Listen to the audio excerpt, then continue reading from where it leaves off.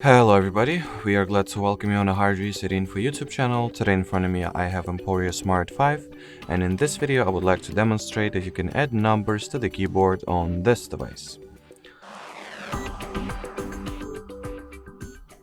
So to start, you will need to launch the keyboard itself. Make sure that your keyboard is the Gboard keyboard, not the Emporia one.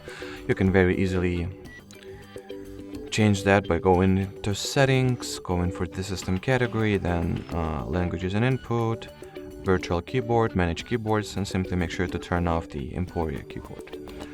From here, as I've already mentioned, you gotta launch the Google Gboard keyboard, then tap at the gear icon in order to go into keyboard settings, then enter preferences and turn on the number toggle. And once I will launch the keyboard again, you will see that the separate number line above the keyboard characters was successfully activated. Alrighty, so that will be it for this video. Thanks for watching and bye bye.